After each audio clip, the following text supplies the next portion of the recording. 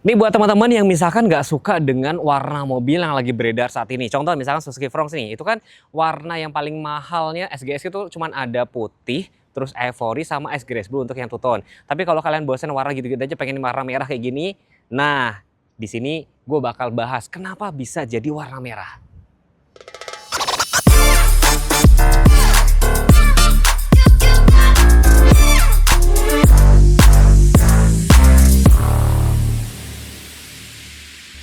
Oke, jadi di samping gue ini sudah ada Suzuki Fronx tipe SGS. Ini dibikin warna merah khusus ya, pesanan khusus ya. Nanti teman-teman kalau misalnya mau nanya harganya berapa, terus nanti SNK-nya tuh apakah bisa langsung warna merah apa enggak, nanti teman-teman bisa tektokan sama Mbak Ningsi atau bisa langsung berkunjung ke Suzuki Pulau Gadung. Deket banget nih.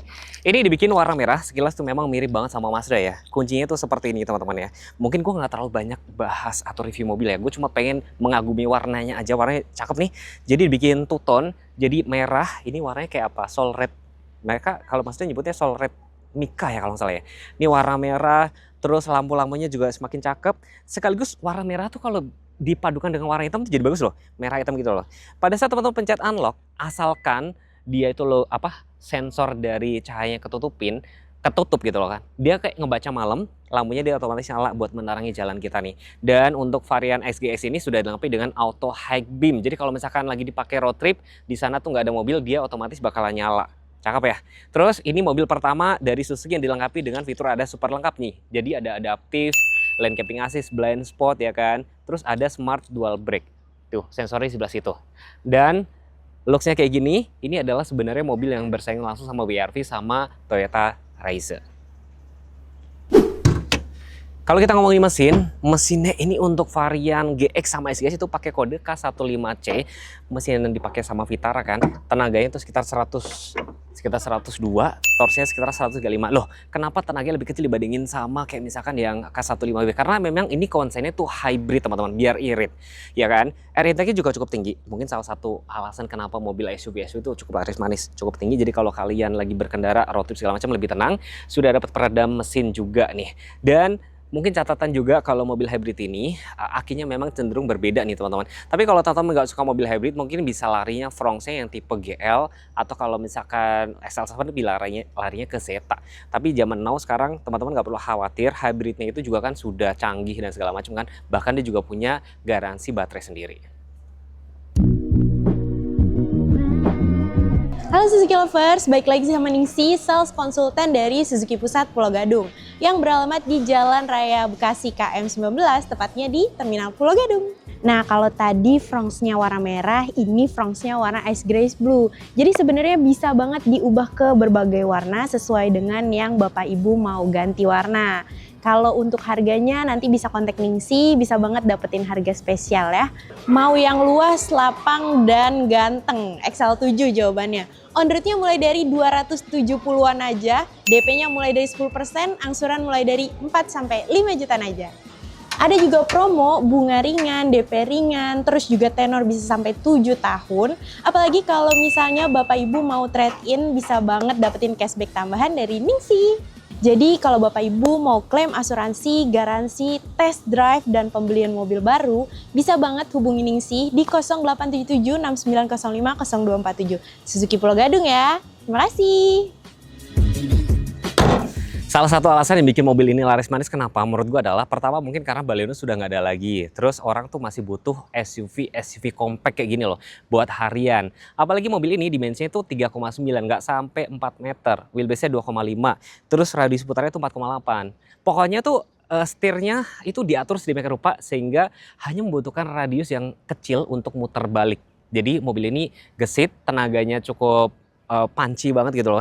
Ring 16 dibikin black glossy, terus aquilnya, side skirt itu perpaduan bahan dop. Suzuki itu punya fitur unik ya, terutama Fronx ini ya. Jadi pada saat misalkan ya kita lock ya, terus teman-teman cuman buka sebelah sini doang nih. Tuh keempat pintu lainnya tuh nggak ikut terbuka teman-teman. Tapi kalau teman-teman pengen ngebuka semua, kan ngunci nih, pencetnya 2 kali, 1, dia baru kebuka semua. Jadi itu salah satu bentuk safety. Remnya tentunya sudah ABS, ABD, terus hill start assist juga sudah ada. Tangki BBM letaknya sebelah kiri itu bisa muat sekitar 37 liter. Kita ngomongin desain dulu ya. Desain itu dibikin kan Tucson kayak ini jadi cakep ya. Jadi dari depan samping nih desainnya tuh sudah menurut gue sudah kayak bukan Suzuki lagi ya. Apalagi lampu belakang tuh yang memanjang nih dari kiri ke kanan nambah cakep. Tentunya ada emblem front sama emblem hybrid. Kamera mundur juga sudah ada, sensor-sensor juga sudah ada, defogger, antena juga sudah Sakfin kan. Dan sama seperti yang tadi fungsi remote yang sebelah kiri, pada saat bagasinya dibuka nih, ini kan kita buka ya, keempat pintu lainnya tuh masih terkunci teman-teman. Jadi kalau misalnya teman-teman naruh barang atau lagi istirahat di rest area, nggak perlu khawatir ada orang menyelinap keempat pintu lainnya. Itu juga jadinya lebih safety. Ada separator, ban serep letaknya ada di bawah sini. Masih kaleng sih tapi ya. Dan dengan keberadaan ini ya teman-teman kalau misalkan lagi di dalam ini bisa buat taruh tempat tisu atau misalkan buat taruh tas kayak gitu.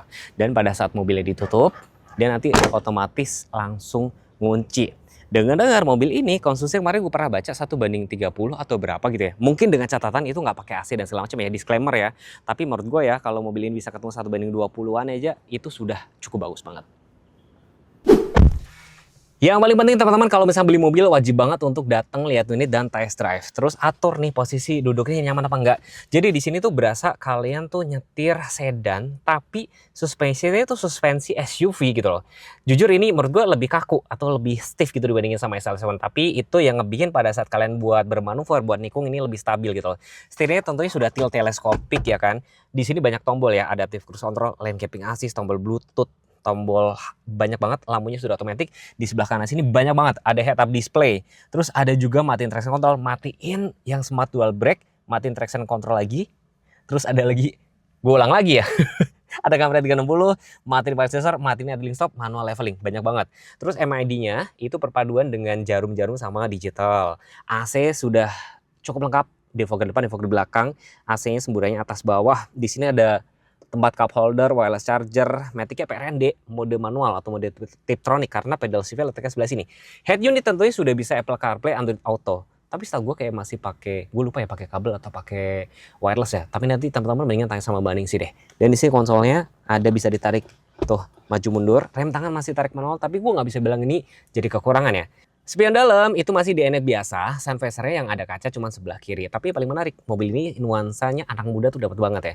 Dari dashboardnya sini perpaduan nih ada 4 warna ya. Terus di sini joknya juga hitam sama bergendi termasuk door trim, airbag sampai pilar-pilar. Di sini posisi duduknya cukup oke. Ini agak ketinggian ya, kalian bisa atur sesuai kebutuhan. Nah, spionnya memang sudah elektrik teman-teman ya.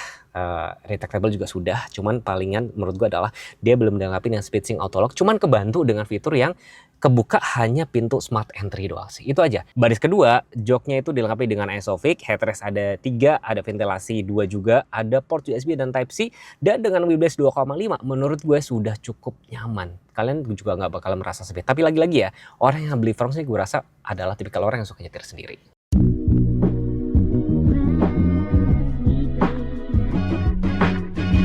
Mbak Ningsi, ini teman-teman mungkin barangkali bingung ya, Mbak saya mau dong warna merahnya. Nah warna merahnya sebenarnya nggak ada.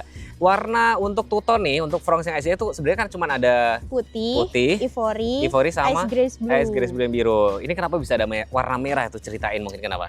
Jadi guys, ini konsumen aku lagi pengen warna merah tapi Fronx. Sedangkan kan Fronx gak ada ya.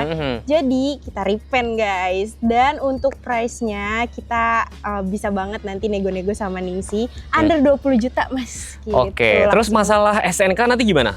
Aman, nanti tetap bisa warna merah jadinya. Jadi sebelum mobil jadi STNK itu udah di repaint. Gitu. Oh berarti sudah dipastiin teman-teman pada saat mau pesan itu sudah koordinasi dulu ya. Misalkan mau warna pink itu bisa? Bisa. Kemarin aku upload di TikTok warna pink dan itu viral banget, 500.000 views. Oke, mungkin barangkali gini ya teman-teman ya, kasih alasan kenapa harus ambil Suzuki Fronx gitu di tengah gempuran brand Cina gitu.